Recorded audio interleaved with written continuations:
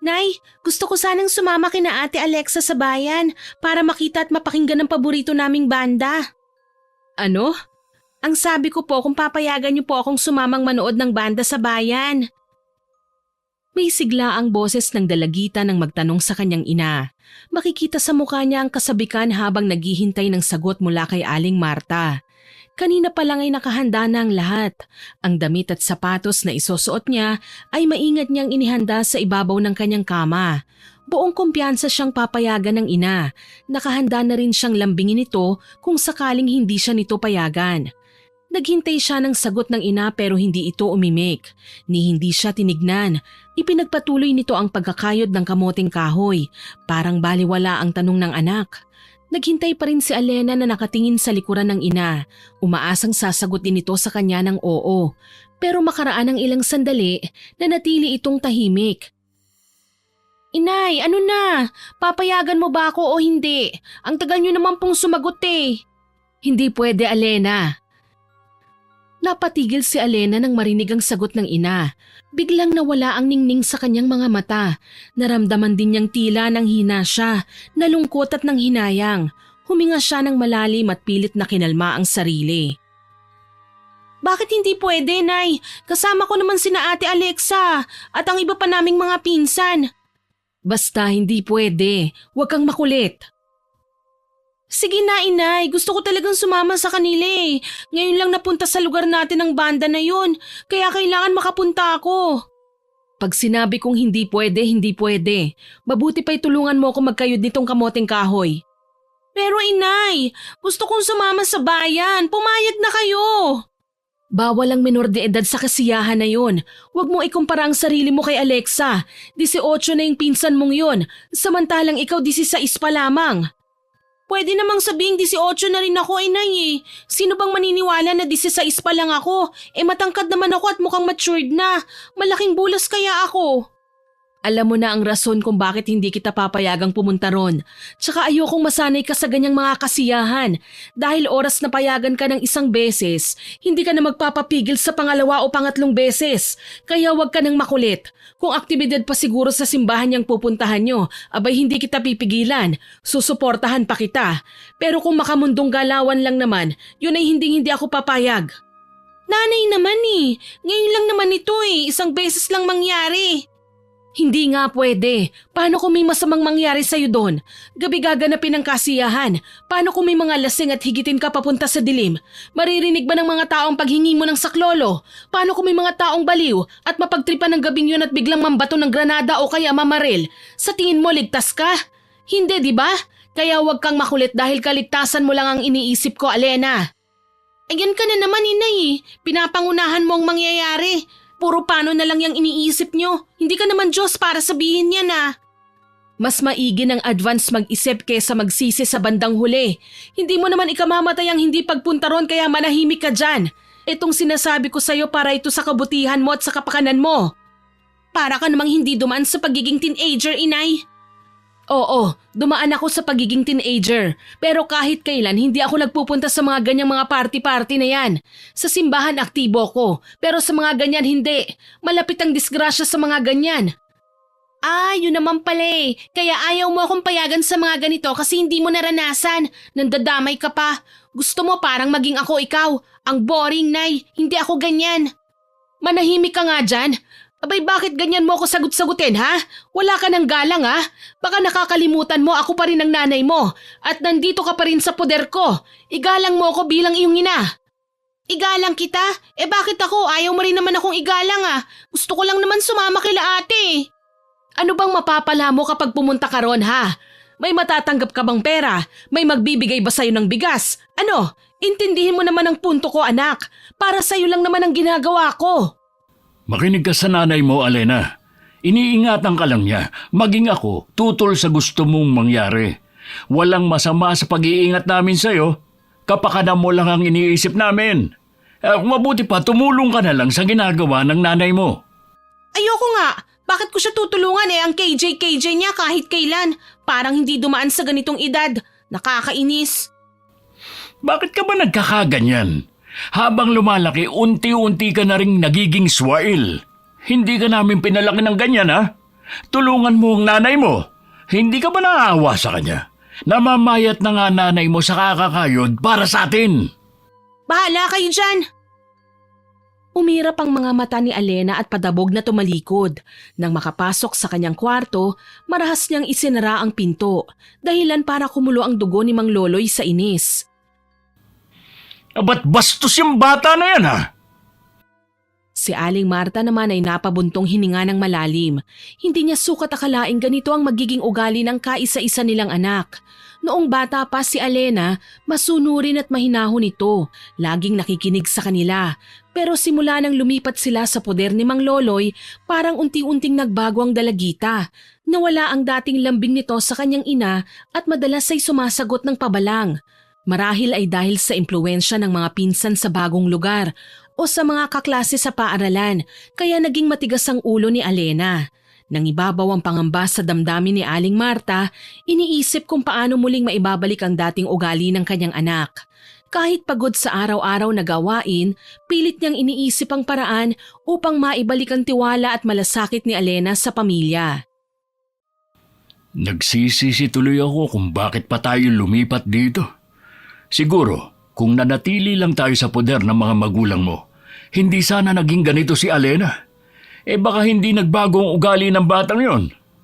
Hayaan mo na, Loloy. Nangyari na ito eh. Wala na rin tayong magagawa. Pasensya ka na, mahal. Parang ako na lang ang naging pabigat sa'yo. Kung hindi lang ako napilay at nagkasakit, hindi mo mararanasang kumayod ng ganito para sa atin. Ang hirap lang isipin na parang ako pa ang dahilan kung bakit ka nahihirapan ngayon. Ano ka ba, Loloy? Ayan ka na naman eh. Nagsisisi ka bang sinagip mo ko nun sa disgrasya? Hindi wala akong sinabing ganon, mahal. Bakit parang nagsisisi ka sa nangyari sa'yo? Parang ipinamumukha mo sa akin na kasalanan ko ang lahat eh. Hindi ganoon, mahal. Ang ibig ko lang sabihin, mas hindi tayo maghihirap kung hindi sana ako napilay.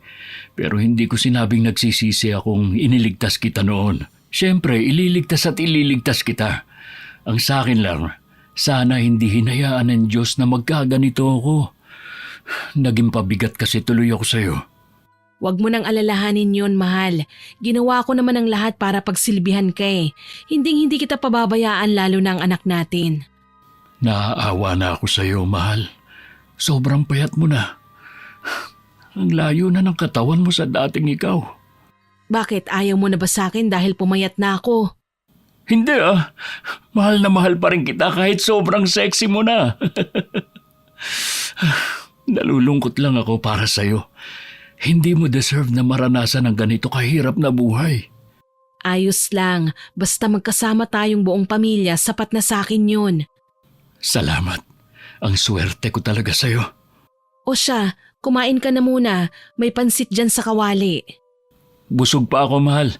Kumain kasi ako kanina sa bahay ni paring Mario. Hindi naman ako makatanggi sa imbitasyon niya. At saka alam mo naman yun, matampuhin ang damulag na yun kapag tinanggihan. Ayoko magtampo sa atin yun. Kaya nakisalo na lang ako. Ang dami pa naman niyang inihandang pagkain. Parang piyesta sa dami. Kaya kahit busog na kumain pa rin ako ng kaunti para lang di sumama ang loob niya. Ganun ba? O di sige, kami na lang mamaya ng anak ko ang kakain. Matagal ka pa ba dyan? Mabuti pa, tulungan na kita. Kaya ko naman Umusog ka na lang ng konti. Kaagad umusog si Aling Marta at umupo si Mang Loloy sa harap ng asawa bago maingat na itinabi ang dalawang saklay. 6 na taon na ang nakalipas mula nang nangyari ang aksidente. Karpintero ang trabaho noon ni Mang Loloy at pagtitinda naman ng merienda ang trabaho ni Aling Marta. Walang pasok ang lalaki noon kaya tinutulungan niya ang asawa sa pagtitinda ng merienda sa harap ng dating bahay nila. Ngunit sa hindi inaasahang pangyayari, may biglang dumaan na sasakyan na tila nawalan ng preno. Dumiretso ito sa kanila. Bago pa ito sumalpok sa kanila ay naitulak na niya ang asawa. Siya ang napuruhan. Nabali ang binti niya, nadurog ang mga buto kaya kailangan putulin ng isa. Simula noon ay si Aling Marta na ang nagsusumika para sa kanilang pamilya. Ni minsan ay hindi sila pinabayaan na mag-ama. Minsan nakakaramdam siya ng pagsisisi sa Diyos kung bakit hinayaan silang magkaganito. Ngunit tuwing naiisip niya si Aling Marta na malagay sa kalagayan niya, mas hindi niya kayang tanggapin yun.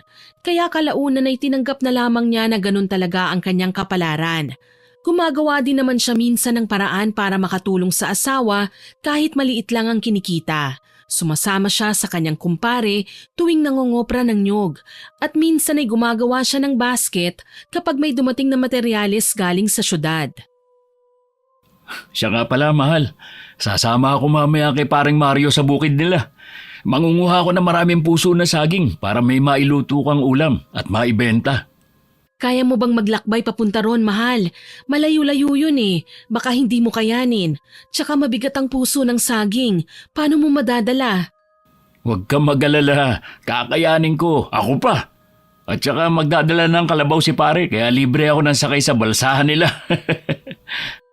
O sige, basta mag-iingat ka lang palagi ha?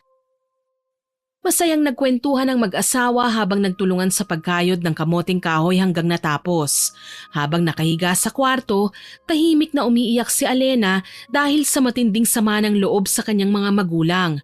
Nang biglang mapansin ng isang anino sa maliit na butas sa bintana, bumilis ang pintig ng kanyang puso. Agad siyang bumangon at dahan-dahan itong nilapitan. Nang buksan ang bintanang yari sa plywood, bumungad sa kanya ang nakangising mukha ni Alexa, ang kanyang pinsan.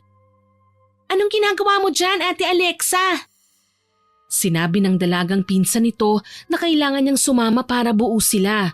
Kinumbinsi niya itong tumakas, huwag magpahalata. Tumango naman si Alena, agad na nakumbinsi. "Sige ate, hintayin mo ako mamaya dun sa puno ng mangga malapit sa bahay ni Aling Susan. Sige na, umalis ka na at baka makita ka pa ni nanay at tatay." May bagay na iniabot si Alexa bago umalis at napangiti naman si Alena. Kaagad siyang naghanap ng mga bagay na magagamit upang makatulong sa kanyang pagtakas mamayang gabi. Nang malikom ang lahat ng kailangan niya ay lumabas siya ng kwarto. Nakita niya ang kanyang ina na nagbabalot na ng suman sa dahon ng saging. "Tulungan mo nga ako rito anak para madaling matapos. Kailangan mailako ko ito mamayang 2:00 eh." Saglit na tinitigan ni Alena ang kanyang ina habang abala itong nagbabalot ng suman. Tapos nagpatuloy na siya sa paglalakad. Nang tawagin siyang muli ni Aling Marta ay hindi pa rin niya pinansin. Nagpatuloy lang si Alena sa paglabas ng bahay, baka sa mukha ang inis at pagtatampo dahil sa naging sagot ng kanyang mga magulang. Talagang ipinakita niyang naiinis siya rito. Imbis na tumulong ay kumuha siya ng walis at nagwalis sa labas ng bahay. Nag-igib din siya ng tubig sa balon para sa banyo dahil maliligo siya maya-maya. Habang patuloy sa kanyang gawain, paminsan-minsan ay sinusulyapan ni Alena ang kanyang nanay. Nakita niyang nakayuko si Aling Marta sa ginagawa, pawisan at parang pagod na pagod sa dami ng trabahong iniintindi sa araw-araw. Gayunpaman, pinili ni Alena na huwag kumibo. Nagmatigas siya at hinayaan niya lang ang kanyang nanay Marta sa ginagawa nito hanggang sa matapos. Nang maluto na ang suman, nakahinga na ng malalim si Aling Marta. Sa wakas ay natapos din ang kanyang gawain sa kusina. Maingat niyang iniahon ang mga suman sa kaldero at isinalin sa malaking basket. Handa nang ilako mamaya sa palengke sa ganap na 2:00. Habang inaayos ang mga ito, paminsan-minsan niyang sinusulyapan si Alena na pabalik-balik sa kanyang harapan. Hindi kumikibo ang dalaga. Nakasimangot. Napailing siyang nagpunas ng pawis. Mamaya na lang kapag nakauwi na mula sa pagbebenta ng suman, tsaka niya susubukang kausapin si Alena ng mahinahon upang ayusin ang gusot sa pagitan nilang dalawa. Alam niyang hindi pa ito ang tamang oras para mag-usap silang dalawa. Dumating ang 2:00. Pagkaalis ni Aling Marta ay dali-daling naligo si Alena.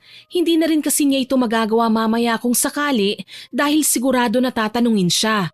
Ayaw niyang maghinala ang mga magulang niya, ayaw din niyang suwayin ng ina dahil ayaw na ayaw nitong naliligo siya sa hapon at baka magkasakit raw siya. Ani ng ina, kailangan umaga lamang sila maligo para presko ang katawan at iwas sa posibleng sakit. Binilisan ni Alena ang pagligo at baka dumating bigla ang kanyang tatay Loloy at maisumbong pa siya sa kanyang ina. Pagsapit ng 4:00, nakauwi na si Aling Marta at ubos ang paninda nitong suman. Nakangiti ito habang bitbit ang plastik na naglalaman ng biniling barbecue. Saktong naabutan nito si Alena na kumakain sa kusina. Maaga kayatang kumain, anak. Hindi na naman sumagot si Alena kaya nilapag ni Aling Marta ang ulam sa lamesa at kumuha ng plato. Inihain niya ang barbecue at binigyan ng anak. Tahimik lamang na kumakain si Alena at nilalantakan ng barbecue. Paborito niya kasi ito kaya muntik niya nang makalimutan na hindi pa nga pala nakakakain ng kanyang nanay at tatay. Sige lang anak, kumain ka pa kung gusto mo. Tig-isa na lang kami ng tatay mo. Busog na ako. Uminom ng tubig si Alena at tumayo. Dinala niya sa lababo ang pinagkainan at naghugas ng kamay. Pagharap niya ay nagulat pa siya nang nasa likuran niya na pala ang kanyang ina. Anak, pwede ba tayong mag-usap? Bukas na, inay. Maaga ako matutulog ngayon dahil papasok pa ako bukas. Maaga akong kumain kasi kanina pa ako inaantok. Sige na, Alena. Saglit lang naman Ano ba, inay? Hindi ka ba nakakaintindi? Inaantok ako at sana walang manggising sa akin dahil lang sa gustong makipag-usap. Tinanggihan niyo akong sumama kay Ate Alexa, di ba? Kaya huwag kayong magtaka kung tatanggihan ko rin kayong makipag-usap. Alena! Alena! Hindi nakinig si Alena at tuluyang pumasok sa kwarto. Nang masigurong hindi sumunod ang ina, ay dali-dali niyang kinuha ang mga kumot at unan. Gumawa siya ng peking tao na natutulog kunwari habang nakatalukbong sa kumot. Kinuha niya rin ang wig na binigay ni Alexa kanina at inilagay sa bola na kasing laki ng ulo niya. Sa pamamagitan nito ay talagang maniniwala ang nanay niya na natutulog siya oras na sumilip ito sa kanyang kwarto. Nagbihis na rin siya para pagkagat ng dilim ay handa na siyang tumakas. Makalipas ang ilang oras ay may narinig na si Alena na sitsit mula sa labas ng bintana.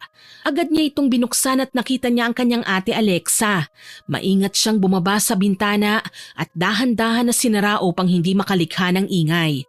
Tumakbo silang dalawa palayo at sobrang saya ni Alena dahil sa wakas ay makakapunta siya sa bayan para panoorin ang paboritong banda. Samantala, malungkot na nakatingin si Aling Marta sa pinto ng kwarto ng anak. Gusto niya itong kausapin upang ipaintindi ng mabuti sa anak kung bakit niya yun ginawa. Ayaw niyang matulog sa gabing ito na pareho silang may sama ng loob sa isa't isa. Kaya nagtungo siya sa tapat ng kwarto at binuksan ang pinto. Alena, anak, tulog ka na ba? Baka naman pwedeng mag-usap muna tayo, anak. Paulit-ulit na tinawag ni Aling Marta ang pangalan ng anak, subalit hindi ito sumasagot. Marahil nga ay mahimbing na itong nakatulog. Tumulo ang ilang butil ng luha sa pisngi ni Aling Marta bago niya isinara ang pinto. Alam niyang masama ang loob ng anak at ang nakakalungkot lalo sa kanya ay kaya siyang tiisin ito. Nagtungo na lamang siya sa kusina upang maghanda ng pagkain. Para pagkarating ng asawa niya ay sabay silang kakain. Gabi na nang dumating si Mang Loloy. Inihati dito ng kumpare nilang si Mario dahil mabigat ang dala nitong puso ng saging. Salamat sa paghatid kay Loloy, pare. Mag-iingat ka sa pag-uwi mo, ha? Tumango ang kanilang paring Mario bago umalis. Pumasok na sa loob ang mag-asawa. Ayan, mahal. Puno yang sako ng puso ng saging. Marami kang maluluto niyan. Tsaka walang pasama ngayon dahil ginamitan namin ng panangga upang hindi mahulog sa lupa. Kaya aabot yan na matagal. Maraming salamat dito. Kahit hirap ka, tinutulungan mo ko. Wala yan. Basta kaya ko lang, gagawin ko talaga. O siya, ikaw na. Halika na.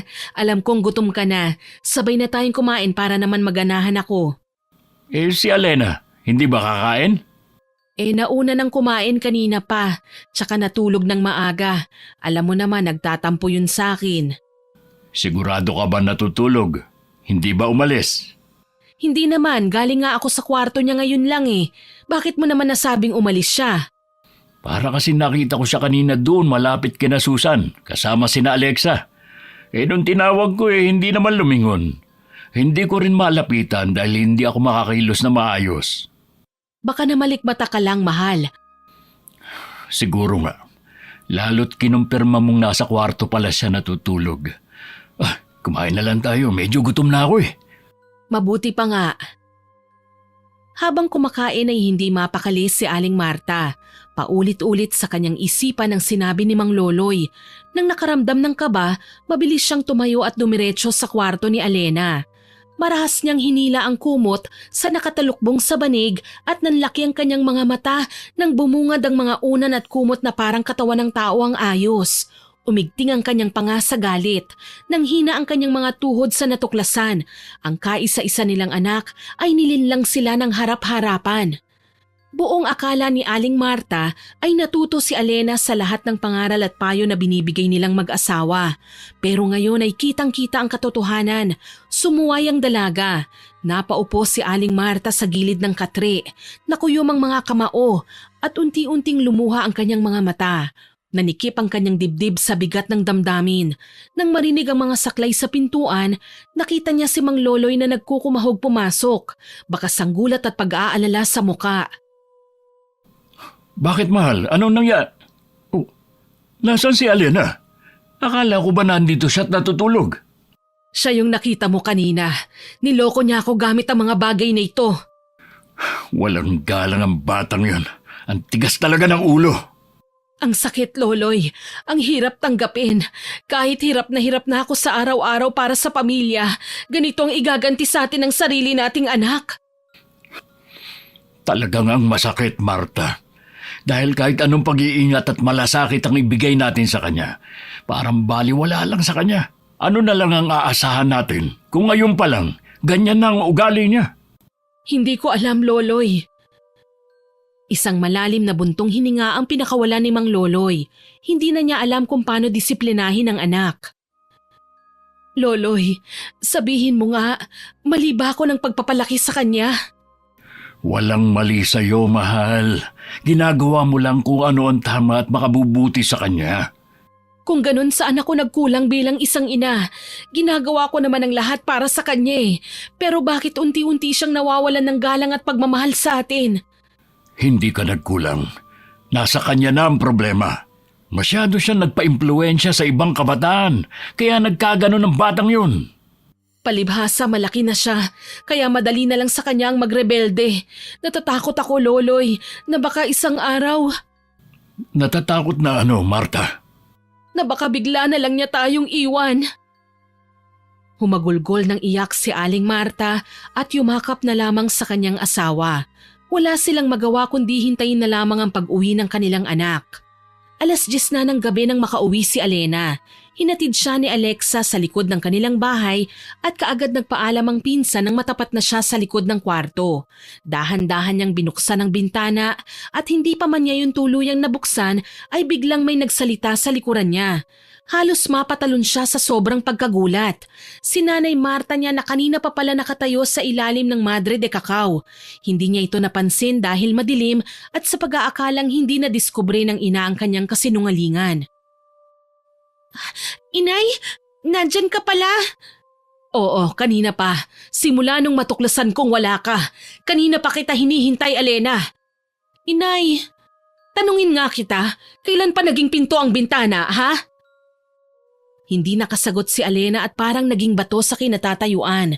Nangangatog ang mga tuhod niya sa takot at hindi malaman kung ano ang ipangangatwiran.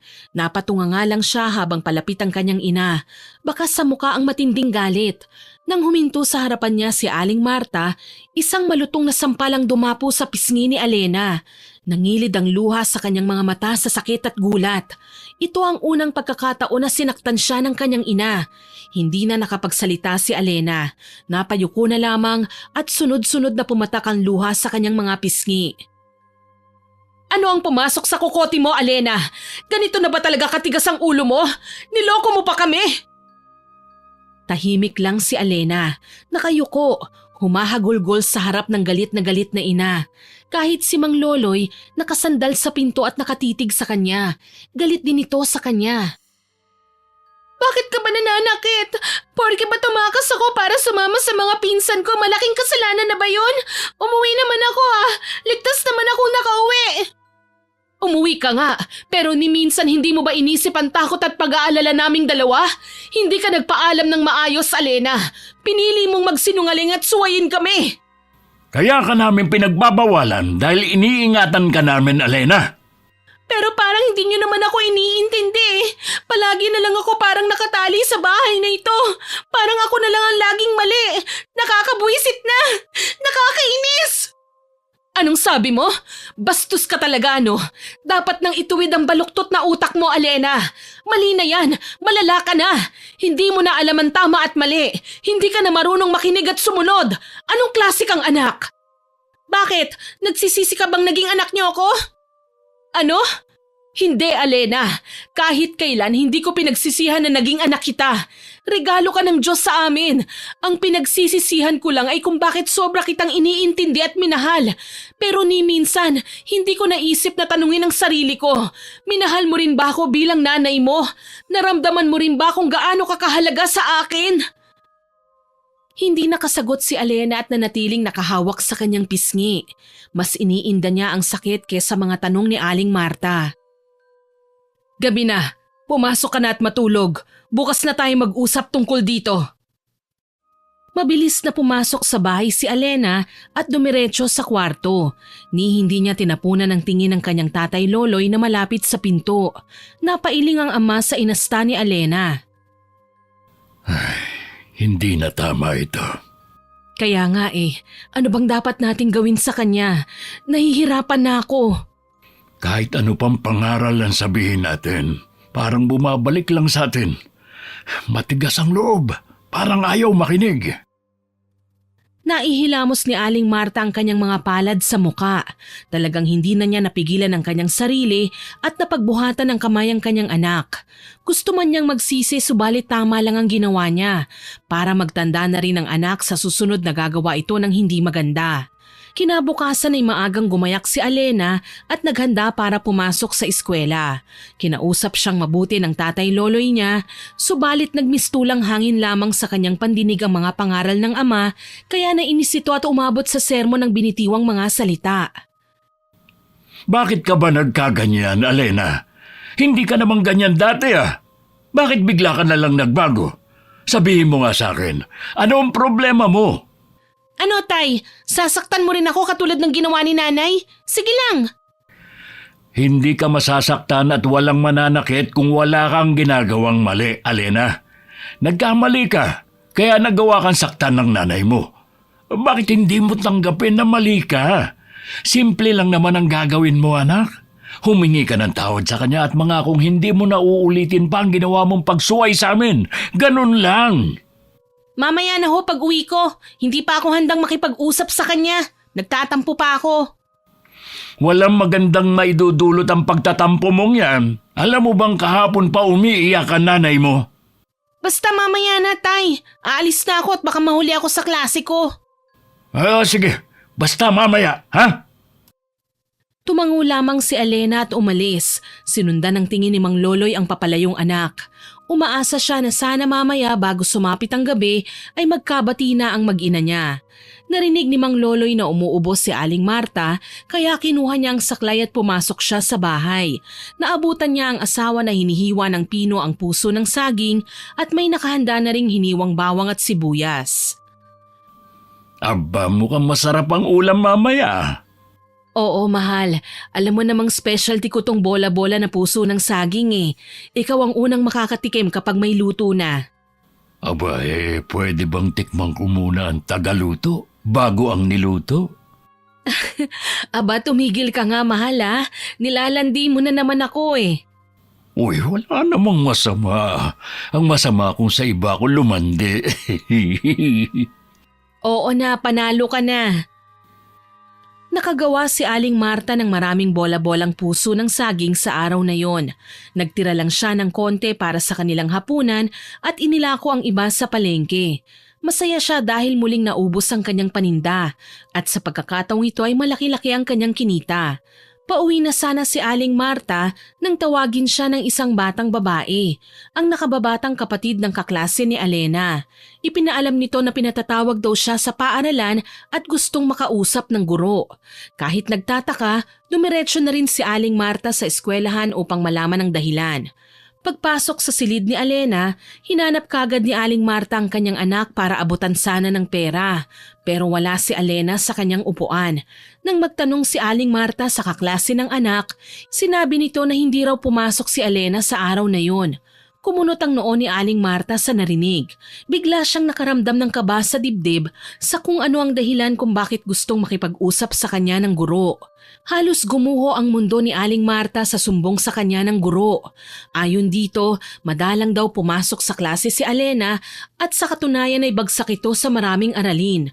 Doon niya nalaman na lagi daw tumatambay sa tabing ilog si Alena kasama ang kasintahan nitong 18 anyos at ang iba pang mga kaklase kasama ang kani-kanilang kasintahan.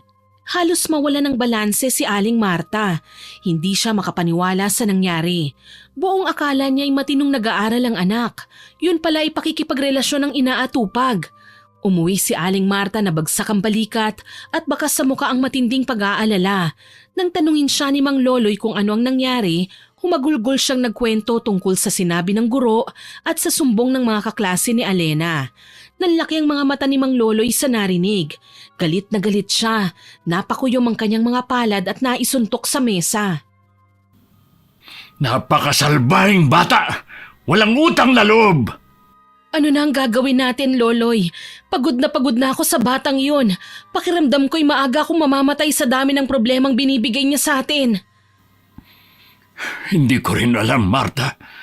Parang lahat ng pangaral at malasakit natin baliwala sa kanya. Pero kahit magkaganon man, hindi tayo pwedeng sumuko sa anak natin. Oo, Loloy. Kahit na ano pang mangyari, anak pa rin natin si Alena. Kahit masakit at nakakapagod, kailangan pa rin nating hanapin ang paraan para maituwid ang landas niya. Tama ka, Marta. Kahit anong hirap, kahit anong galit ang maramdaman ko ngayon, hindi ako titigil sa pag-asang darating ang araw na matututo rin ang batang yon. At kapag dumating ang araw na yon, sana malaman niyang pamilya lang ang laging tatanggap sa kanya ng buo. Pagsapit ng hapon ay inabangan nila sa labas ng bahay ang pag-uwi ni Alena. Maya-maya pa ay dumating ito kasama si Alexa. Nagngitian pa ang dalawa at nagbulungan tsaka humagikgik. Sumama si Alexa sa bahay para sana makiinom ng tubig. Saan ka galing, Alena? Nagulat si Alena sa tanong ng ama pero agad namang nakabawi. Anong klaseng tanong ba yan, Tay? Siyempre sa eskwelahan. Sinungaling! Isang malakas na sampalang iginawad ni Mang Loloy sa anak dahilan upang masubsob ito sa lupa. Itay, bakit mo ako sinampal? Dahil sinungaling ka! Totoo naman sa eskwelahan kami nanggaling ah. Muling dumapo ang palad ni Mang Loloy sa kabilang pisngi ni Alena, dahilan para lalong mamula ang muka ng dalaga. Natigilan si Alena sa sakit at gulat. Bumagsak ang luha sa kanyang mga mata. Nanatiling nakatindig si Mang Loloy sa harapan ng anak. Hinihingal sa galit. Talagang pinaninindigan mo ang pagsisinungaling, ha? Yun ang totoo, Itay! Sumabat si Alexa at pinagtanggol si Alena na totoong nanggaling sila sa eskwelahan. Ngunit sinampal din ni Mang Loloy ang kanyang pamangkin. Isa ka pa! Ikaw ang mas matanda. Dapat ikaw ang nakakaalam ng tama at mali. Pero ikaw pang nagudyok dito na gumawa ng mali. Siguro pareho kayong tumatambay sa tabi ng ilog kasama mga kasintahan ninyo, ano? Itay, paano niyo po? Paano ko nalaman? May lakas loob ka pa talagang itanong sa akin yan? Bakit?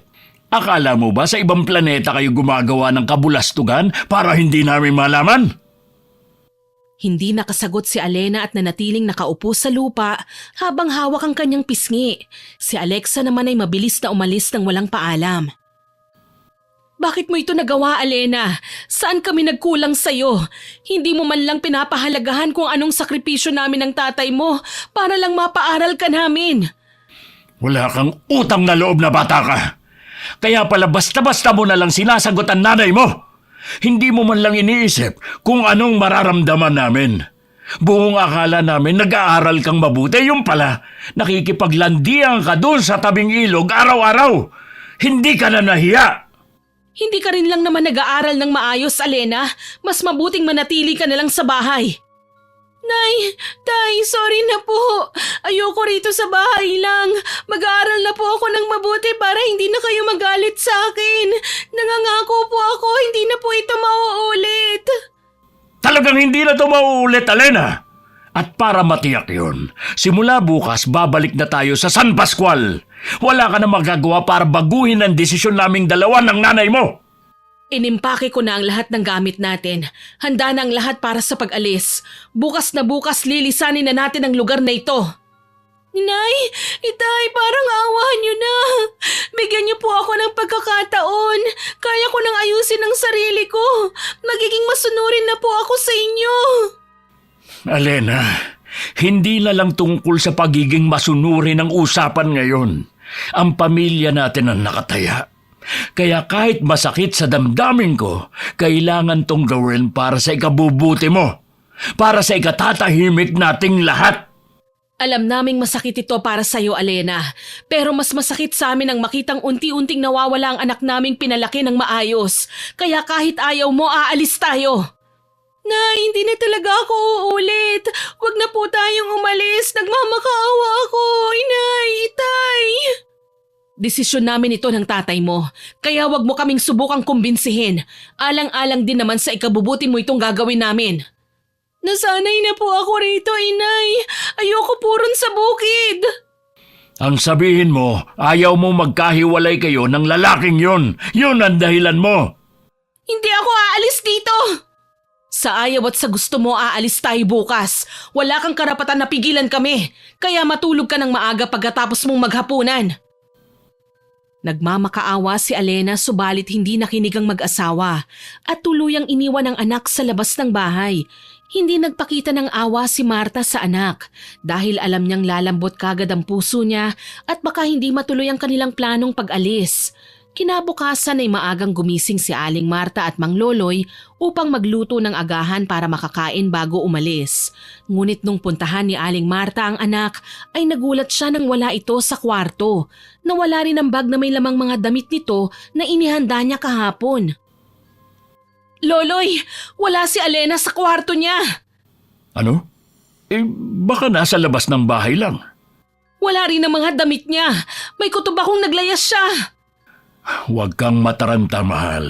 Mabuti pa mauna ka ng kumain at pupunta ako kay nanay. Baka nandun sa mga pinsan niya eh. Ako na lang ang pupunta roon para mapadali. Iba kasi ang kutob ko eh. Walang sinayang na segundo si Aling Marta at kaagad pumunta sa bahay ng mga kamag-anak ni Mang Loloy. Ngunit napuntahan na niya ang lahat pero hindi pa rin niya nakita si Alena. Lalo siyang kinabahan kaya nagpasama siya kay Alexa kung saan madalas magtambay ang mga ito at muli ay nabigo silang makita ito. Doon na nagtapat si Alexa na ang naging kasintahan ni Alena ay hindi pala isang kapwa estudyante kundi isang dayo lamang sa lugar. At ayon pa sa dalaga ay posibleng sumama si Alena sa lalaki sa pag-uwi nito sa mismong lugar. Umuwi ng bahay si Aling Marta at halos manikip ang dibdib. Magkahalo ang nararamdaman niyang lungkot, galit at pag-aalala para kay Alena. Masyado pa itong bata at batid niyang hindi pa nito lubos na iintindihan ang pinasok na problema. Wala na tayong magagawa pa, Marta. Siguro nga hanggang dito lang siya ipinahiram sa atin ng Diyos. Ipagdasal na lang natin na nasa mabuting kalagayan siya. At sana, alagaan siya ng mabuti ng lalaking sinamahan niya. Sobrang bata pa niya, Loloy. Alam ko, mahal. Pero may pag-iisip na ang batang yun. Alam na niya ang tama at mali. Saka yun ang gusto niya. Alangan namang tayong lumuhod sa kanya. Pilit pinalalakas ni Mang Loloy ang loob ng asawa. Alam niya kung gaano nito kamahal si Alena, ngunit may mga bagay na hindi na nila kayang pigilan. Umaasa silang isang araw ay matauhan si Alena at kusang uuwi sa piling nila. Samantala sa terminal ng bus, nakasunod si Alena sa lalaki habang bitbit nito ang isang malaking bag. Halatang balisa ang dalaga sa bawat hakbang. Ang lalaki ay diretsyong naglakad sa pagitan ng mga pasahero. Halos hindi lumilingon sa kanya, pero nakasunod lang si Alena, nakayuko at nakayakap sa sariling katawan. Maingay ang paligid sa dami ng bumabiyahing tao, pero parang sa kanilang dalawa lang umiikot ang mundo ng mga sandaling yon. Nang huminto ang lalaki sa isang sulok upang ayusin ang dala, huminto rin si Alena sa likuran nito. Sigurado ka ba sa desisyon mo, Alena? Baka magsisi kang sumama ka sa akin. Sigurado na ako, Abel. Ayoko na sa bahay. Lagi na lang nila akong sinisermonan at sinasaktan. Kahit kailan ay hindi ko ito pagsisisihan. Ano pa bang magagawa natin? Nandito na tayo eh. Basta walang sisihan ha. Ikaw yata ang nagsisisi. Hindi sa ganun. Baka lang kasi bigla mong maisipang bumalik na lang at humingi ng tawad sa magulang mo. Ayaw mo yata akong makasama eh. Sige, umalis ka na. Maghihintay na lang ako dito kung sino ang may gustong isama ako. Oo na, halika na. Ikaw talaga napakamatampuhin mo. Tara na at parang aalis na ang bus. Malapad nang umiti si Alena at sumakay sa bus. Hindi niya iniisip ang nararamdaman ng kanyang mga magulang. Tanging mahalaga lang sa kanya ay hindi mahiwalay sa piling ni Abel. Ni hindi niya alam kung anong buhay ang naghihintay sa kanya sa pagsama niya sa lalaki. Pagbaba sa bus ay sumakay sila sa barko. Tuwang-tuwa si Alena na nakakita at nakalanghap ng sariwang hangin mula sa dagat. Ilang oras ang lumipas sa biyahe at sa wakas ay nakarating sila sa lugar ni Abel. Halos katulad din ito ng kanyang kinalakihan. Malalawak na bukid, matataas na punong kahoy, mga palayan sa di kalayuan at mga bahay na nakatirik ng malayo sa isa't isa. Ngunit nang makarating sila sa mismong tahanan ni Abel, natigilan si Alena. Dito kayo nakatira? Oo, Sigurado ka? Dito sa isang kubo? Sabi mo sa akin noon malaki ang bahay niyo. Bakit biglang naging kubo? pasensya ka na be. Nagsinungaling ako sa'yo noon. Ginawa ko lang yun para sagutin mo ako sa panliligaw ko sa'yo. Sabi mo dati nag-iisa kang anak at may sasakyan kayo. Kabaligtaran din ba yon? Iyang bike sa gilid ng kubo, iyan ang tinutukoy kong sasakyan. Saka hindi ako nag-iisang anak. Sila palang mga kapatid ko. Nanlaki ang mga mata ni Alena nang makitang 5 kapatid ni Abel na lumabas mula sa kubo. Sa tansya niya ay tig-3 taon ang agwat ng mga ito. Halos gumuho ang mundo ni Alena sa kanyang nalaman. Kasinungalingan lang pala ang lahat ng sinabi sa kanya ni Abel noon. Malaking bahay, marangyang pamumuhay, sasakyan at iba pa. Ito ang dahilan kung bakit hindi na siya nagsumikap mag-aral dahil sigurado na ang kanyang hinaharap kapag si Abel ang mapapangasawa niya. Higit sa lahat, ito rin ang rason kung bakit mas pinili niyang maglayas kesa sumama sa magulang nila pauwi sa San Pascual. Ngunit magsisiman siya ay huli na ang lahat. Pagmamahal na lang nila sa isa't isa ang pinanghahawakan niya. Bakit ka nagsinungaling sa akin, Abel? Matatanggap ko naman kahit sinabi mo ang totoo eh. Mahal kita kaya matatanggap ko kung ano at kung sino ka. Patawad be, hindi na mauulit. Pangako, magsisikap ako at gagawin kong lahat para buhayin ka. Kasi mahal na mahal kita. Oo na, basta wag ka nang magsisinungaling sa akin ha. Pangako. Maayos na sana ang naging usapan ni na Alena at Abel pero natigilan sila nang bumukas ang pinto ng kubo at lumabas ang isang ginang. Sa mukha pa lang nito ay halata ng hindi magandang ugali. Lumapit ito sa kanila at matapang na sinuyod ang itsura ni Alena mula ulo hanggang paa. Mataray itong nagtanong sa anak kung sino ang babae sa tabi nito. Ano? Nagtanan kayo? Abay magaling ka talaga, Abel. Nakuha mo pa talagang magbitbit ng karagdagang palamunin. Ikaw, Iha, wala ka bang magulang? Mukhang bata ka pa. Ang aga mo namang lumandi. Nay, huwag niyo naman pagsalitaan ng ganyan ang asawa ko. Asawahin mong mukha mo. Tarantado ka talaga. Pabigat sa buhay ang dala mo. Mabuti pa isoli mo na yan. Hindi naman pwede yun, Nay. Nandito na eh. Hayaan niyo na. Isa pa, marunong naman to sa mga gawaing bahay. Matutulungan niya kayo lalo na sa paglalaba. Ayoko! Umalis kayo rito! Masikip ng bahay ko! Napalingon si Alena sa kanyang nobyo. Hindi niya akalaing ganitong uri ng pamumuhay ang masusumpungan niya. Umiyak si Alena. Hindi niya alam kung ano ang gagawin. Tumalikod siya at lumayo. Hinabol naman siya ni Abel.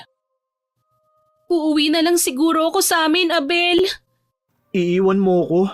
Akala ko ba mahal mo ko, Alena? Pero ayaw sa akin ng nanay mo eh. Huwag mo na munang pansinin si nanay. Naninibago lang yun. Pero saan tayo tutuloy? Ayaw akong papasukin ng nanay mo sa kubo dahil masikip na raw. Akong bahala. Pinakiusapan ni Abel ang kanyang ina na tutuloy muna sila ngayong gabi at bukas na bukas ay aayusin niya ang dating tinatambayan nila para doon silang dalawa ni Alena. Nakapasok sa kubo si Alena at 6:00 pa lang ay nagtaka na siya kung bakit isinara na ang pinto at kinandado. Be, bakit kailangan ikandado ang pinto? Lalabas sana ako para magpahangin eh. Sa ganitong oras, bawal nang lumabas dito sa lugar namin. Ha? Bakit? Dahil may mga taong gumagala sa ganitong oras at pag nakita ka nila sa labas, siguradong dudukutin ka nila. Bakit naman? Miyembro sila ng sindikato kaya ikaw, tandaan mo palagi na sa ganitong oras dapat nasa loob ka na. Hindi ba sila namimilit pumasok lalo na sa ganitong mga kubo lang ang tirahan? Hindi naman.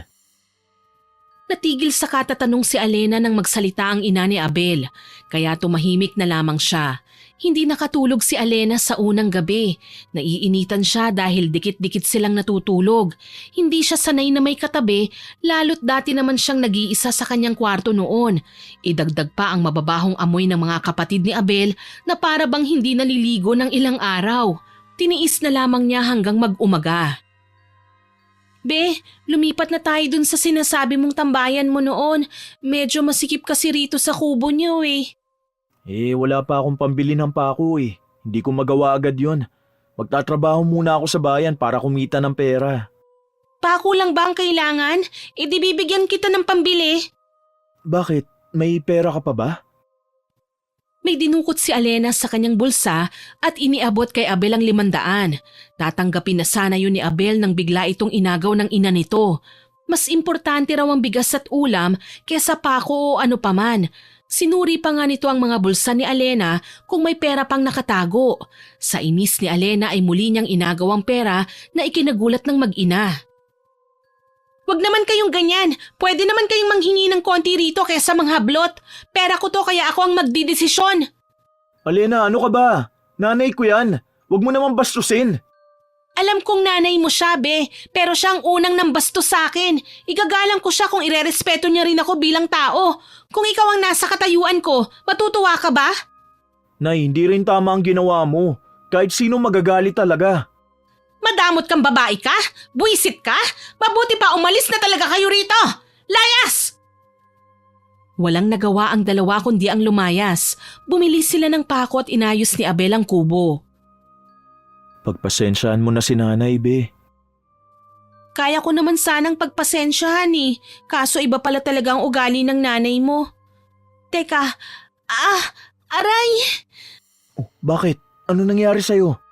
Sumasakit ang tiyan ko. Aray! Ang sakit!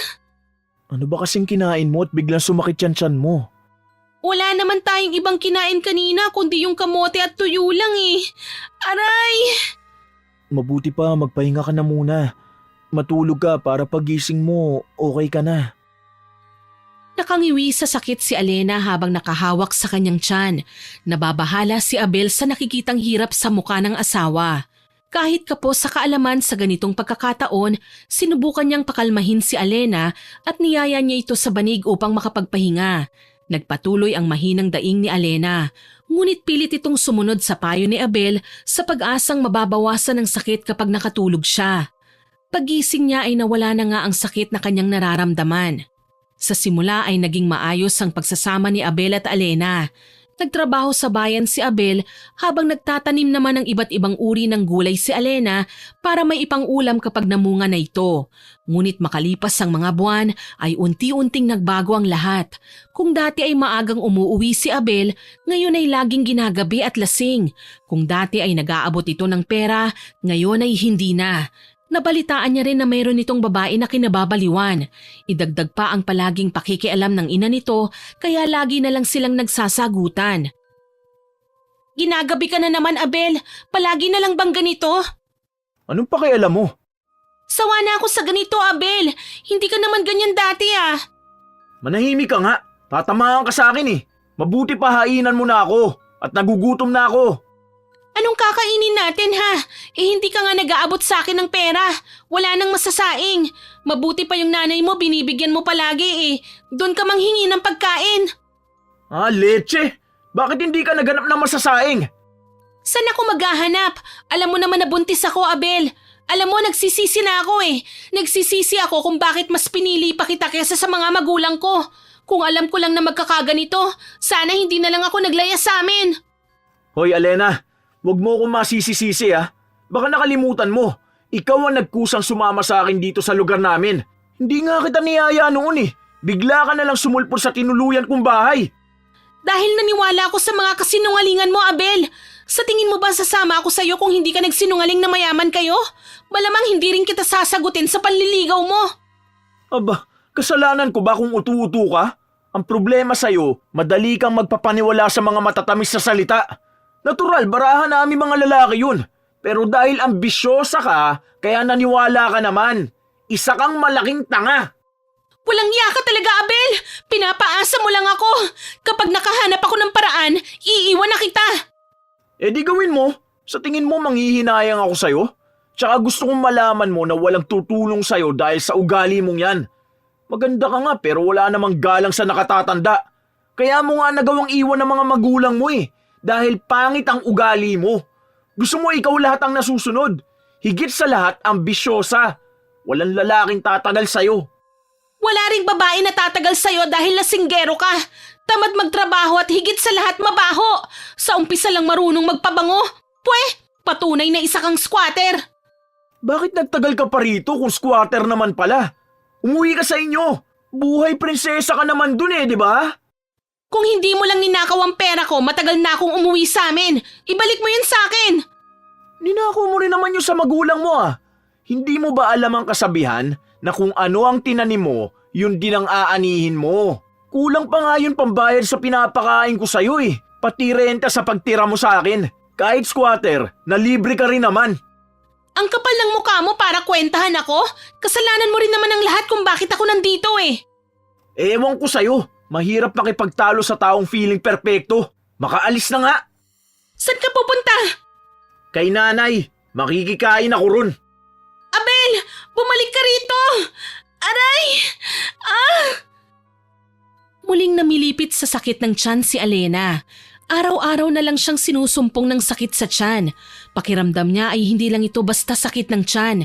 Sa tingin niya ay may mas malalim pang dahilan sa nararamdaman niyang sakit at nababahala siya para sa sanggol na nasa sinapupunan niya. Gusto niya sanang magpakonsulta sa doktor ngunit wala siyang pera kahit sentimo. Naubos na ang tinatago niyang pera na kinuha niya mula sa garapon na pinag-iipunan ng nanay Marta niya noon. Nakita yun ni Abel sa pinagtataguan niya at ipinambili ng alak. Siguro nga ay karma na niya ito sa lahat ng nagawa niyang kasalanan sa mga magulang. Kung nakinig lang sana siya sa mga payo ng nanay at tatay niya, kung nag-aral lang siya ng mabuti, kung naging mabait na anak lang sana siya, ay hindi niya sana sasapitin ng ganito kahirap na pamumuhay ngayon. Sising-sisi siya sa kanyang sarili pero huli na ang lahat. Gusto niyang umuwi sa kanila. Handa siyang tanggapin kung anumang masasakit na salita mula sa mga magulang niya basta makauwi lamang siya. Pero wala naman siyang pera.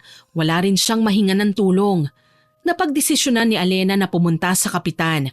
Ngunit wala roon ang kanyang hinahanap at may pinuntahan daw. Kaya pag-iyak lamang ang kanyang nagagawa habang naglalakad sa kalsada. Nay! Tay! Nagsisisi na ako! Gusto ko nang umuwi sa inyo!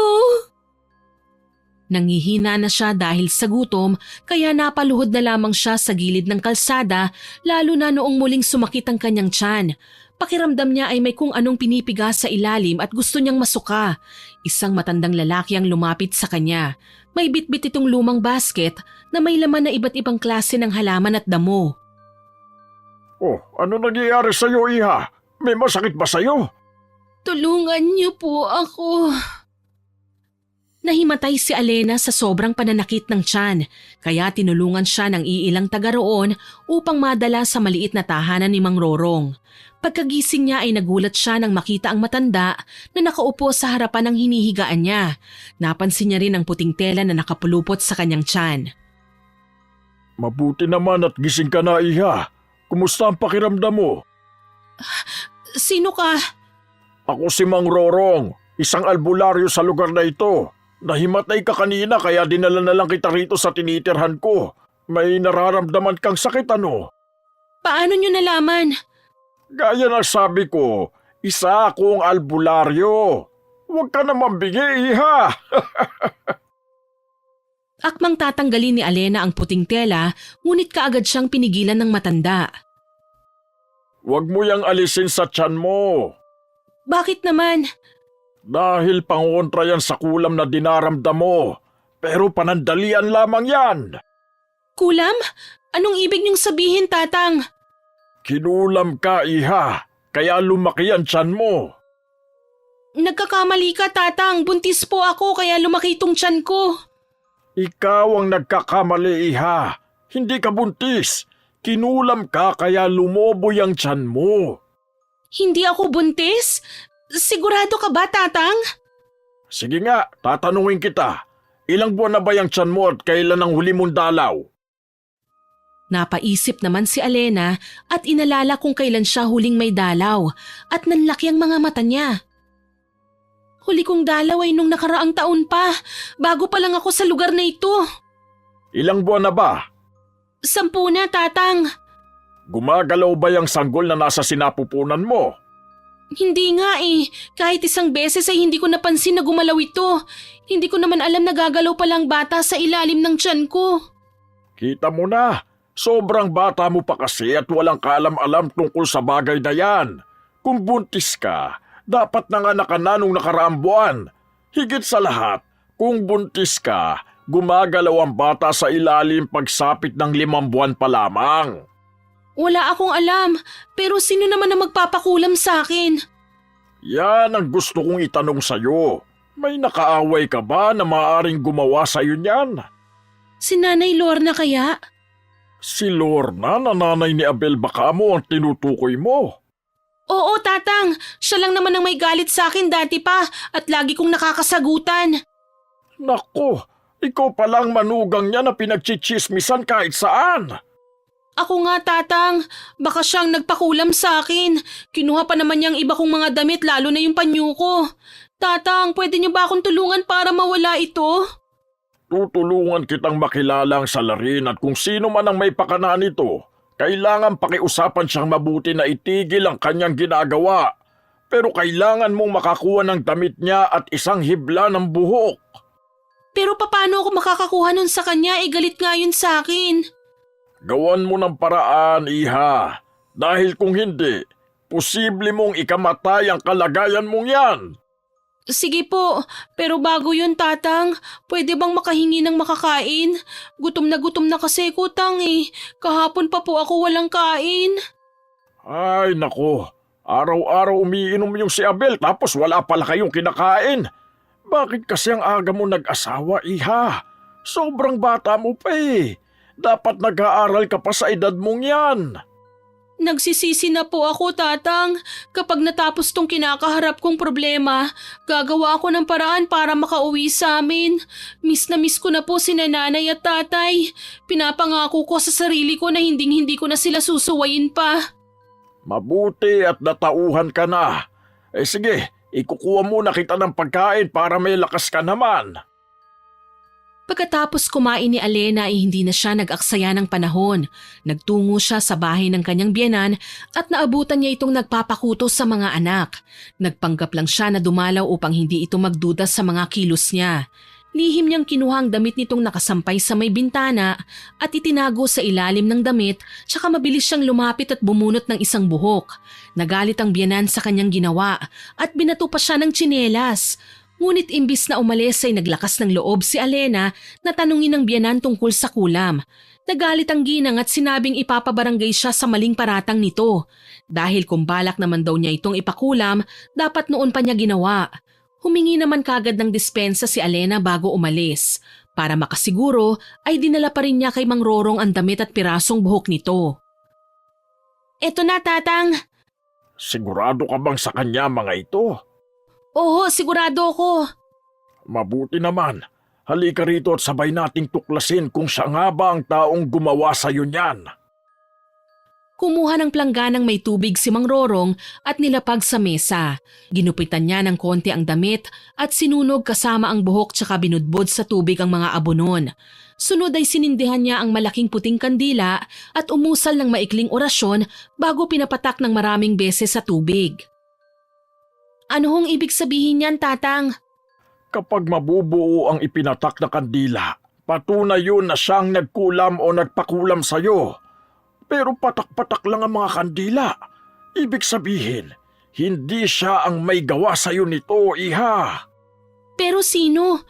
Siya lang naman ang may galit sa akin noon pa. May isa pang paraan, pero kailangan ko ang kaunting patak ng dugo mo. Ayos lang ba sa'yo? Ayos lang, Tatang. Gawin niyo na po. Kumuha ng mangkok si Mang Rorong at isang itlog. Biniyak niya yon at nilagay sa mangkok na buo ang dilaw. Kumuha siya ng karayom at tinusok ang hintuturo ni Alena tsaka ipinatak sa itlog ng 3 beses. Muling umusal ng maikling orasyon si Mang Rorong tsaka hinipa ng itlog.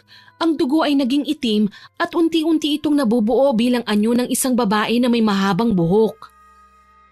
Hanggang yan lang ang kaya kong maitulong sa'yo, iha. Ngayon, alam na natin na hindi nga si Lorna ang may gawa sa'yo niyan. Pero sino kaya, Tatang? Hindi ko rin alam, pero isa lang ang nasisiguro ko. Malakas ang kanyang kapangyarihang taglay. Hindi niyo po ba ako matutulungan na putulin ang sumpa na binigay niya sa akin, Tatang? Albularyo ka, hindi ba? Siguro naman may paraan kang nalalaman. Pasensya na pero limitado lamang ang aking kakayahan, iha. Lahat ng mangkukulam dito sa lugar namin, nakasalamuha ko na kaya agad ko silang makikilala ayon sa taglay nilang kapangyarihan. At nagagawa ko rin silang kontrahin. Subalit naiiba ang isang ito. Ngayon ko lamang ito nakita at alam kong wala sa lugar na ito ang gumawa sa iyo niyan. Kailangan mo siyang mahanap bago pa mahuli ang lahat. Ang hirap naman nun, Tatang. Daig ko pa ang naghahanap ng karayom sa gitna ng malawak na lupain. Pasensya na, iha, pero yun lang ang tanging paraan. Ipagdasal mo na lamang na tumigil na siya sa kanyang ginagawa kung sino man siya. Kung tutusin, wala kang kalaban-laban sa isang tulad niya na may hinahawakang kapangyarihan. Mamamatay na nga yata ako nang hindi man lang nakikitang muli ang nanay at tatay ko. Kung ako sa'yo, umuwi ka na habang may panahon pa. Kahit papano magkakasama kayo at baka matulungan ka rin nila. Tama, posibleng sa lugar nyo nagmula ang sakit mong yan. Posible kaya, Tatang? Aray! Muling inatake sa pananakit ng tiyan si Alena at halos nagdududuwal siya sa sobrang sakit. May kung anong umiikot-ikot sa ilalim ng kalamnan niya at nasusuka siya. Pinilit niyang sumuka ngunit wala naman siyang mailabas. Nawalan na ng bisa ang puting tela kaya muli siyang sinumpong ng pananakit. Mabuti na lang at may langis si Mang Rorong pangontra sa sakit ng tiyan kaya panandali ang nawala ang sakit at nakapagpahinga si Alena. Nakakaawa ka naman, iha. Kung may magagawa lang sana ako para matulungan ka sa problema mong yan, hindi kita pagdadamutan, iha. Pero sadyang wala talaga akong magagawa. Sa'yo na itong garapan ng langis. Ipahid mo yan sa tuwing aatakihin ka. Pero hindi yan magtatagal dahil kalahati na lamang ang laman yan. Matutulungan ka lamang yan sa maikling panahon. Wala ka na bang ibang langis gaya nito, Tatang? Yan na lang ang huling natira, iha. Marami rin kasi akong binigyan ng ganyan. Hindi basta-basta ang paggawa sa langis na yan. Kinakailangan ko munang mamundok upang mahanap ang 7 uri ng halamang gamot at bihirang ahas na ihahalo sa mga sangkap. Sa ngayon, matutulungan ka niyan. Pero hindi ko alam sa susunod na mga araw. Lumipas ang mga araw, unti-unti ring nauubos ang langis na binigay ng albularyo dahil araw-araw siyang sinusumpong ng sakit. Tuluyang nawalan ng pag-asa si Alena na gumaling sa kanyang karamdaman, kaya kahit nahihirapan ay pabalik-balik siya sa bahay ng kapitan upang humingi ng tulong. Mabuti na lang at isang umaga ay naabutan niya ito. Naawa sa kanyang kapitan kaya binigyan siya nito ng pera para pamasahe pauwi sa kanilang lugar. Malaki ang pasasalamat ni Alena sa kapitan. Binigyan din siya ng sobra para may pambili siya ng pagkain. Nagpasalamat din si Alena kay Mang Rorong bago tuluyang nilisan ng lugar. Napaluha sa tuwa si Alena nang muling makaapak sa kanilang lugar. Makakauwi na rin siya sa wakas. Sumakay siya ng bus at hindi mapigilan ng kaba sa kanyang dibdib habang papalapit sa kanilang bayan. Hindi niya alam kung ano ang magiging reaksyon ng mga magulang niya.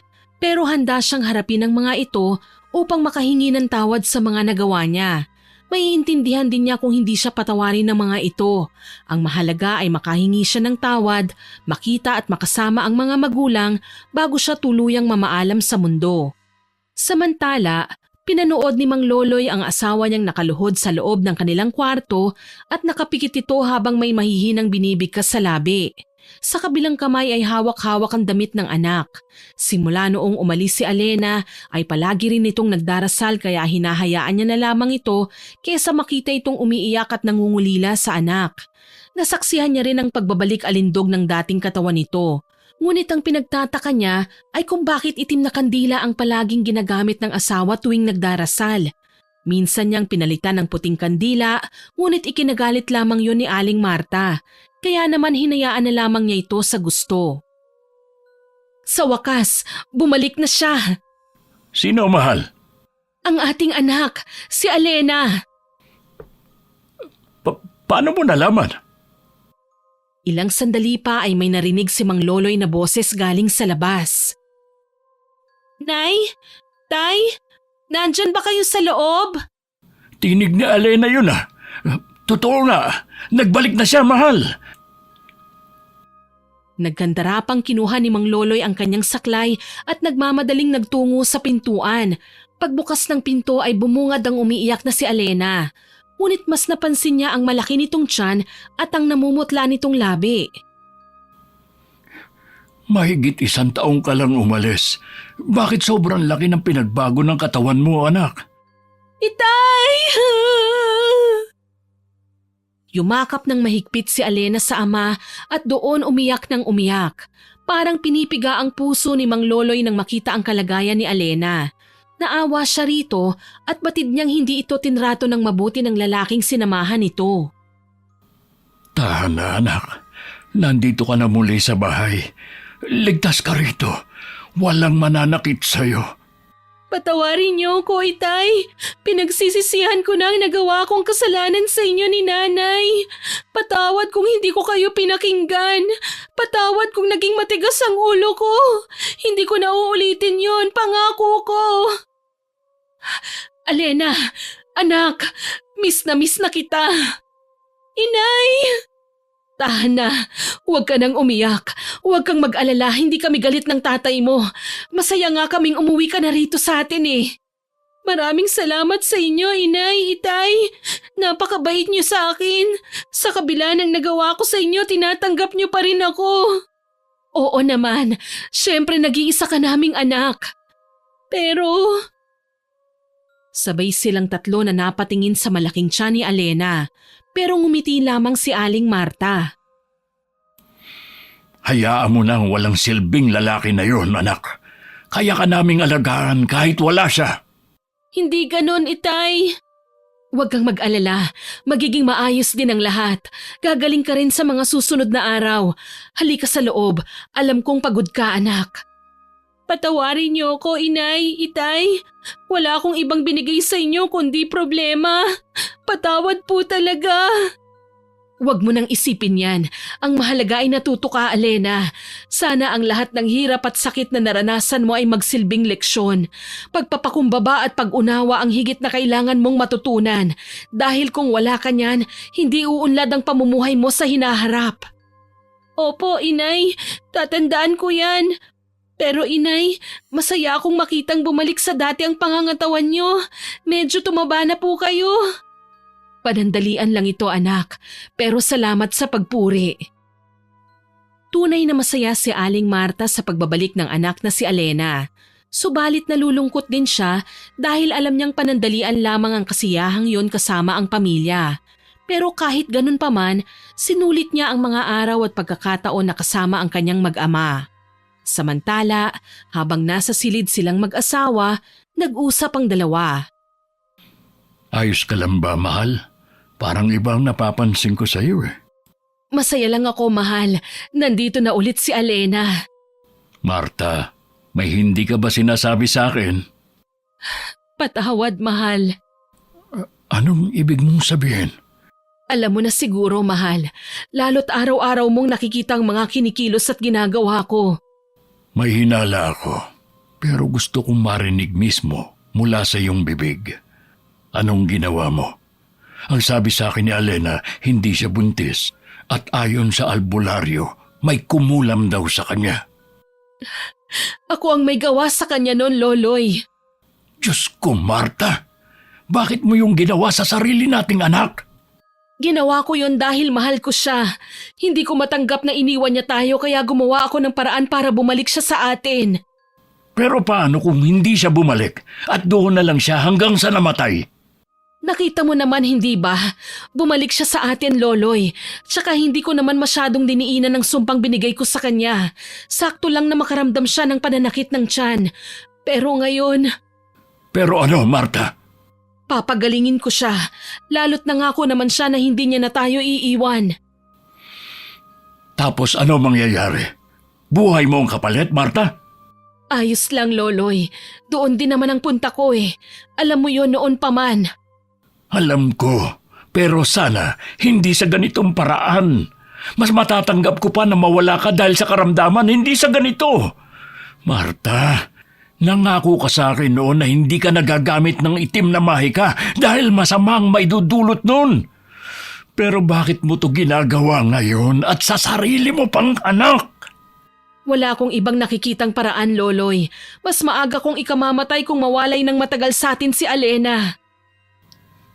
Wala yung pinagkaiba, mawawala ka pa rin sa amin. Kahit na, Loloy, ang mahalaga ay nandito na ulit siya sa piling natin. May konting kaibahan nga lang. Mamamatay akong makikita kayong dalawa na magkasama. Kahit papaano ay panatag na ang kalooban ko. Iisipin ko na lamang nakabayaran nito sa utang na dapat ay matagal ko nang binayaran. Pero Marta, Walang pero-pero, mahal. Basta ipangako mo sa akin na aalagaan mo si Alena at wag na wag mo siyang iiwan. napakamakasarili mo, mahal. Makakaya mong iwan na lang ako ng basta-basta? Hindi mo man lang ako iniisip. Napaiyak si Mang Loloy dahil sa kanyang nalaman. Masaya na sana siya dahil bumalik na si Alena. Ngunit may kapalit pala ang pagbabalik nito. Sobrang galit siya sa kanyang sarili dahil hindi man lang niya nagawang bantayan ng asawa. Wala siyang kaalam-alam na sa likod ng pananahimik nito ay may binabalak na pala itong masama. Sana'y napigilan niya ang binabalak nito noon na gumamit muli ng itim na mahika. Bago pa man niya nakilala si Marta noon ay usap-usapan na ang tungkol sa pagiging mangkukulam ng pamilya nito. Ngunit desidido pa rin siyang pakasalan ng babae dahil tunay silang nagmamahalan. Nung una ay hindi iniwan ni Marta ang pangkukulam lalo na't maraming lumalapit sa kanya at nagbabayad ng malaking halaga. Kinumbinsi ni Loloy ang asawa na iwan ng masamang gawain at pumayag naman si Marta lalo na nung dumating sa buhay nila si Alena. Ngunit ang paghinto sa paggamit ng itim na mahika ay may katumbas na halaga, ang mismong buhay nito. Unti-unti siyang magkakasakit at manghihina ang katawan hanggang sa tuluyang mamatay. Dadalhin niya yon ng maraming taon, pero buo na ang naging desisyon ni Marta na talikuran ng masamang gawain alang-alang sa pamilya. Sapat na sa kanya ang mga taon para makasama ang pamilya at maibuhos ang panahon at pagmamahal sa mga ito. Subalit oras na gamitin ulit ni Marta ang itim na mahika, muling sisigla ang kanyang katawan lalo na kung magtatagumpay niyang kuhanin ang buhay ng biktima. Pero oras naman na itigil niya ang ginagawa niya ay buhay niya mismo ang kapalit. Sa pagkakataong ito ay mapapadali ang kanyang buhay. Kinagabihan ay muling inatake sa pananakit ng tiyan si Alena. Nagsisisigaw siya sa sobrang sakit. Mas lalong lumaki pa ang kanyang tiyan na para bang lobo na anumang oras ay sasabog. Sobrang sakit, inay! Hindi ko na kaya! Tiisin mo muna, Alena. Malapit nang lumabas ang bilog na buwan. Gagaling ka rin, pinapangako ko yan, anak. Nay, may kung anong malakas na hangin sa tiyan ko. Para akong sasabog. Inay, mamamatay na yata ako. Hindi ka mamamatay. Kung ano man ang mangyari, isipin niyo palagi na mahal ko kayo. Kayong dalawa ni tatay. Oo, alam ko anak. Kaya tiisin mo muna. Hindi ka mamamatay, naiintindihan mo. Marta, ano nangyayari kay Alena? Nataranta si Mang Loloy nang makitang tumirik ang mga mata ni Alena at nangisay ang katawan. Maging si Aling Marta ay nagulat sa nakita. Hindi ito maaari. Pinapasok ng itim na mahika ang kanyang katawan. Anong ibig mong sabihin? Kusang gumagalaw ang kadiliman upang sakupin ang katawan ni Alena. Anong gagawin natin? Kailangan ng tulong ng anak natin, Marta. Kailangan siyang mailapag sa sahig. Bakit? Huwag ka nang magtanong. Tulungan mo na lang ako. Bilisan mo bago mahuli ang lahat. Oo, sige. Kahit nahihirapan ay pinilit ni Mang Loloy na gumalaw upang tulungan ang asawa na mailapag sa sahig si Alena. Nang maihiga na ito ay kumuha ang babae ng itim at puti na malalaking kandila tsaka ipinalibot kay Alena bago yon sinindihan. Kinuha ni Aling Marta ang damit ni Alena na ginamit niya noon at ang manika kung saan nananatiling nakabaon ng malaking karayom. Huli niyang kinuha ay ang punyal na bronze at hiniwa ang kanyang palad. Umagos ang sariwang dugo mula roon at pinatak niya yun sa noo at tiyan ni Alena at panghuli ay pinataka ng manika. Nagsimulang lumabas ang itim na usok sa katawan ni Alena kaya pumikit si Aling Marta at umusal ng orasyon. 10 beses niya yung pabalik-balik na inusal bago nagdilat ng mata at binunot ang karayom na nakabaon sa manika.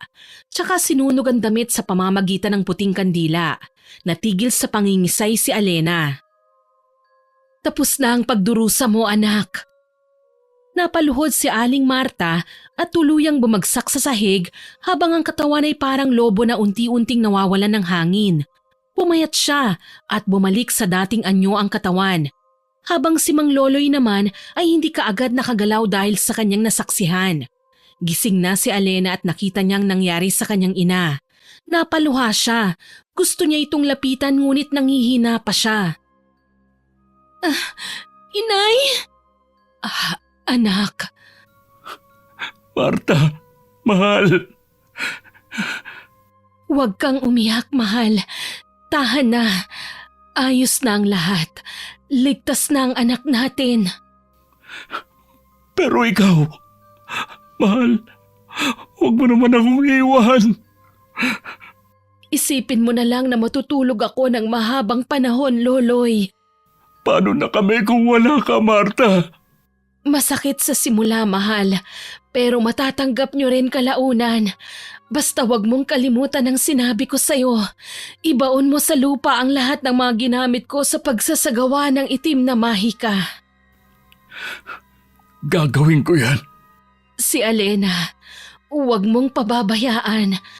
Mahal na mahal ko kayo. Humugot ng isang malalim na hininga si Aling Marta tsaka tuluyang nalagutan ng hininga. Umiyak nang umiyak si Mang Loloy habang sinisigaw ang pangalan ng asawa. Habang si Alena naman ay nawala ng malay matapos masaksihan ang huling hininga ng kanyang ina. Samantala, si Mang Loloy ay sinikap na makapaghukay ng butas kung saan niya ililibing ang mga kagamitan ng kanyang asawa upang wala nang ibang makahawak nito. Ilang araw lang na naiburol si Aling Marta. Inilibing nila ito sa sementeryo. Madalas na nagpupunta doon ang mag-ama. Nagdadala sila ng mga bulaklak at nagtitirik ng kandila. At doon halos paulit-ulit na umiiyak ng walang tigil si Alena. Miss na niya ang nanay niya. Kasalanan ko ang lahat ng ito, Itay. Nang dahil sa akin kaya siya namatay. Hindi. Wala kang kasalanan. Pero namatay si nanay. Ganon talaga ang buhay, Alena. Hindi natin hawak ang panahon. Hindi natin alam kung kailan tayo mamamatay. At hindi din natin alam na baka bukas ako naman. Huwag naman kayong magsalita ng ganyan, Tay. Baka hindi ko kayanin kung pati ikaw mawala sa akin. Nawala na nga si nanay, ikaw na lang ang natitira kong pamilya. Tama ka. Ako na lang ang natitira mong pamilya. Mapalad ka, Alena, dahil minahal ka namin ng Nanay Marta mo na walang hinihinging kapalit kahit pa hindi ka nagmula sa amin. Tay, anong ibig mong sabihin? Hindi niyo ako totoong anak? Malaki ka na at karapatan mong malaman ang katotohanan tungkol sa tunay mong pagkatao. Oo, hindi ka nagmula sa amin ng nanay mo. Baog ako, kaya hindi kami magkakaanak. Pero dumating ka sa buhay namin, kaya laking pasalamat namin sa may kapal. Itinuring ka naming totoong anak at binigay ang abot ng aming makakaya. Pagmamahal at pagpapahalaga lang ang tangi naming inaasa mula sa iyo nung nabubuhay pa siya. Kung ganun, sino ang mga magulang ko, Itay? Nasaan sila? Paano ako napunta sa inyo ni Nanay? Matagal nang patay ang mga magulang mo, anak.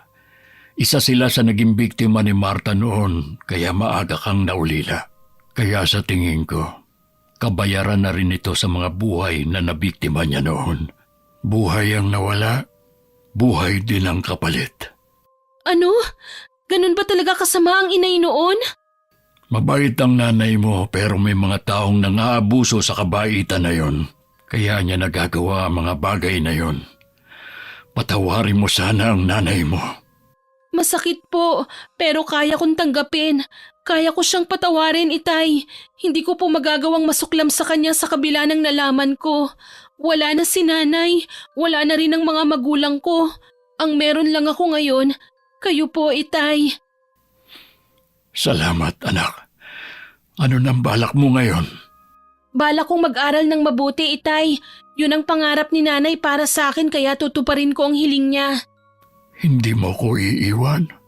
Hindi pinangako ko kay Nanay na aalagaan ko po kayo, kaya huwag kayong mag-isip ng ganyan. Maraming salamat, anak. Hindi nagtanim ng sama ng loob si Alena sa sinapit ng kanyang totoong mga magulang. Dahil para sa kanya, parehong biktima ng panahon ng nangyari sa mga mahal niya sa buhay. Nagpapasalamat na lamang siya dahil minahal at inaruga siya ng Nanay Marta at Tatay Loloy niya na parang totoong anak. Naging leksyon sa kanya ang kanyang naging karanasan sa buhay. Kung maibabalik pa sana niya yung panahon na buhay pa ang Nanay Marta niya, ay talagang magpapakabait siya at hindi nasusuway sa gusto ng mga magulang. Ngunit lahat ng pangyayari ay may dahilan. Magsisi man ay hindi na maibabalik ang nakaraan. Pero hindi pa huli ang lahat para bumawi sa kanyang Tatay Loloy. Nangako siyang gagawin ng lahat para makabawi sa kanyang pagiging suwail na anak. Sana po ay nagustuhan niyo ang ibinahagi kong kwento, pero hindi po makukumpleto ito nang walang shoutout sa mga masusugid nating listeners. Shoutout po kina Ma'am Rosalina Bogayon at sa asawa niyang si Richard Cayon, kay Runalyn Eneria na may sakit po kaya get well soon po ma'am, kay Inamorata Contessa from Singapore, kay Miss Minerva Caranog at sa Bertumin family, Malanyaon family at sa Caranog family, kay Marivic Baluyot from Malabon, kay Ma'am Elizabeth Pamintuan at sa mga anak niyang sina Lay, Janet, Eco, Dekdek at Jane na nakikinig daw po from Pampanga, kay Atara Mataak, kay Ma'am Michelle Manuge at Sir Rocky Manuge from Pampanga. Hello din po sa Mamado at Gomez family, kay Julian Jimenez o Ansky, kay Sir Marco Nanyes at kay Sir Jimmy Bong Garcia na magbe-birthday po ngayong August 2. Advance happy birthday po sir. At sa mga staff ng Amira Boxes Handicrafts na sina Minda, Mary Ann, Ate Auring, Faye, Kuya Dennis at Jay.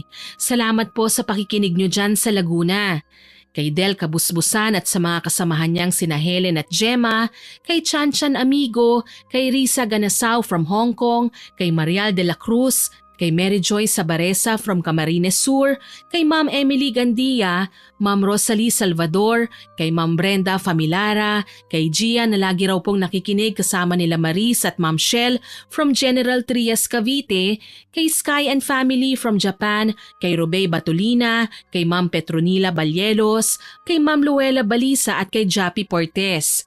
Shoutout din po sa lahat ng guards sa EMS LTI Binyan Laguna. Happy listening po sa inyo dyan. Lagi po kayong makinig ng stories natin para hindi antukin at laging alerto sa pagbabantay ha. Sa mga new subscribers po natin tulad ni Ma'am Rago Ida, salamat po sa pagsusubscribe.